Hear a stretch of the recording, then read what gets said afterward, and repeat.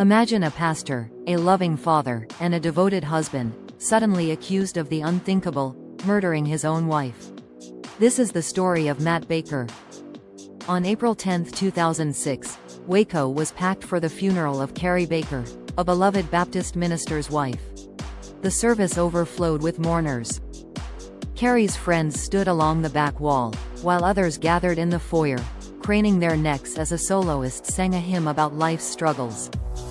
Pastor Steve Sadler read verses about God's unfailing love from Carrie's Bible, highlighting her devotion to her church and her third-grade students. Carrie's grief over her daughter Cassidy's death from brain cancer was well known. Each spring, she would be overwhelmed with sorrow. This year, her grief was too much to bear. Police said she left a note before overdosing on sleeping pills. "I want to give Cassidy a hug." In his eulogy, Sadler asked mourners to care for Carrie's daughters, Kenzie and Grace, and to pray for Matt, who seemed frozen in sorrow. Matt, with his daughters beside him, promised to preach the next Sunday, Easter Sunday, saying, "God has not abandoned me." But a month after the funeral, rumors began to spread. Carrie's mother, Linda Doolin, and her family were conducting their own investigation. The Doolins hired a lawyer and private investigators, suspecting foul play. The police had not even requested an autopsy. In September, the police announced they no longer believed Carrie had committed suicide.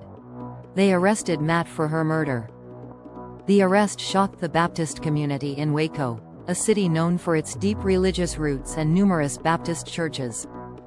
Linda Doolin claimed Matt led a secret life as a sexual predator, harassing and groping teenage girls and women for years. Linda's most explosive accusation was that Matt had set his sights on a 24-year-old single mother from his church before Carrie's death. The media circus in Waco was relentless, with headlines questioning whether Carrie's death was suicide or murder. Kimberly Berry, a churchgoer moved by Matt's sermons, was devastated. Is it possible that someone who acted like such a man of God could have been someone else altogether?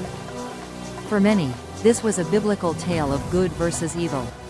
Was Matt a devoted man of God or a murderous deviant?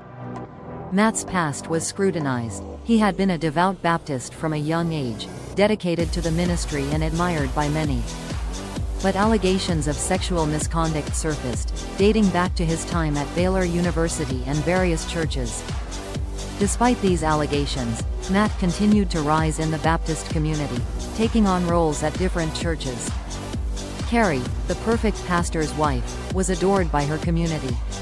She led Bible studies and was always there for those in need. The death of their daughter Cassidy in 1999 deeply affected Carrie.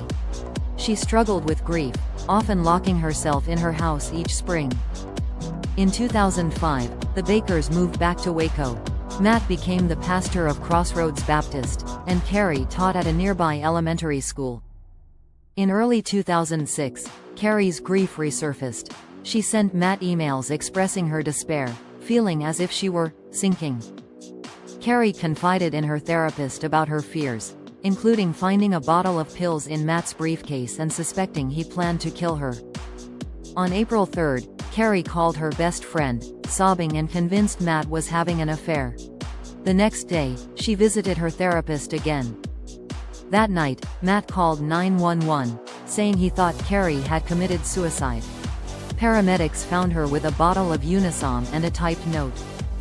The police initially ruled it a suicide, but Linda and her family were determined to uncover the truth. They discovered Matt had been calling Vanessa Bowles, a young woman from his church, frequently. Suspicion grew. Linda enlisted the help of Bill Johnston, a maverick lawyer, to investigate further. They uncovered more about Matt's past. Despite the lack of physical evidence, experts suggested Carrie might have been suffocated. The case against Matt grew stronger. Matt was eventually convicted of murdering Carrie and sentenced to 65 years in prison. The story left Waco reeling, questioning faith and trust.